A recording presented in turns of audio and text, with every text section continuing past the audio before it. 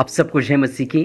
आपके साथ मैं एक वचन साझा करना चाहता हूँ। हम जानते हैं कि आज गुड फ्राइडे का दिन है, या वास्तव में एक महत्वपूर्ण दिन है। उस बात पर मनन करने का दिन जो प्रभु यीशु मसीह ने हमारे लिए किया। यही वह दिन है जब वे क्रूस पर चढ़ाए गए, जहाँ उन्होंने अपना जीवन दे दिया और हमारे पापों का दंड अपने ऊपर उठा लिया।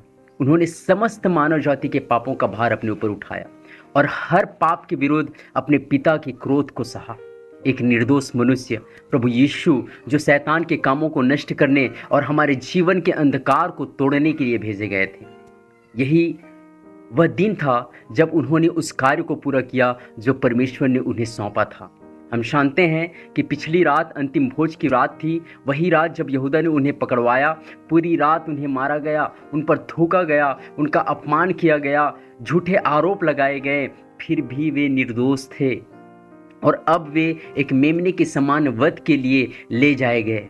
शांत रहा, न विरोध किया, न बदला लिया, ताकि मृत्यु पर जय पाए और जीवन को प्रकट करें। उन्होंने मृत्यु का स्वाद चखा ताकि हम जीवन का स्वाद चखें।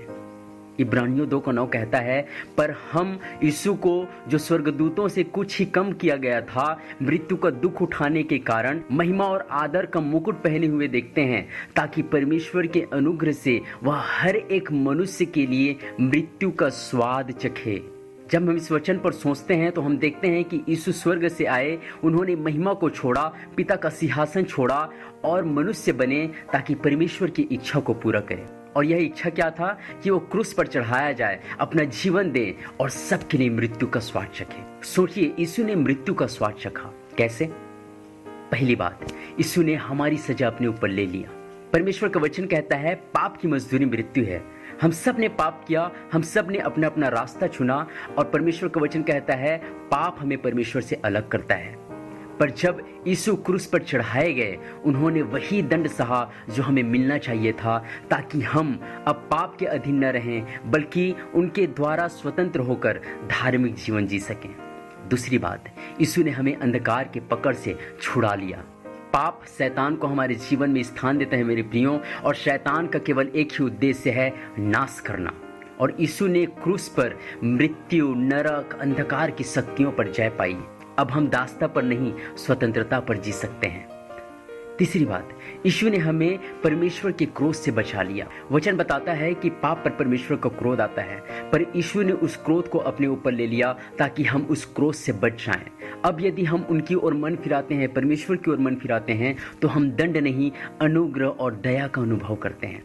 तो आज हमें इस गुड फ्राइडे पर यह समझने की ज़रूरत है कि यीशु ने केवल शारीरिक मृत्यु नहीं सहा, बल्कि हमारे पापों का दंड, शैतान की शक्ति और परमेश्वर का क्रोध, सब कुछ उसने अपने ऊपर ले लिया ताकि हम जीवन का स्वाद चख सकें। तो प्रश्न आज यह है कि क्या हम उसकी ओर मन फिरा रहे हैं? क्या हम उस जीवन को ग्रहण कर रहे हैं जो उन्होंने हमारे लिए तैयार किया है? आइए आज हम धन्यवाद के साथ कहें, प्रभु धन्यवाद, आपने मेरे लिए मृत्यु का स्वाद चखा ताकि मैं जीवन का स्वाद चख सकूं। मेरी प्रार्थना है मेरे प्रियों कि आज जब आप अपने परिवार और मित्रों के साथ इकट्ठे हों, तो परमेश्वर का आत्मा आपके हृदय को छुए और आप केवल सुनने के लिए, स्मरण करने के लिए ना बैठें, बल्कि बदल जाएं। अंत में इब्रानियों 2:10 कहता है, उसे यही अच्छा लगा कि जब वह बहुत से पुत्रों को महिमा में पहुंचाए, तो उनके उद्धार की कर्ता को दुख उठाने के द्वारा सिद्ध करे। यीशु ने आपके लिए दुख सहा, मेरे लिए दुख सहा, ताकि हमें मृत्यु से निकाल कर जीवन में लाया जाए। परमेश्वर आपको आशीष दे। आइए हम उस जीवन में प्रवेश करें जो उन्होंने हमारे लिए तैयार किया है। आप सबको जय मसीह की।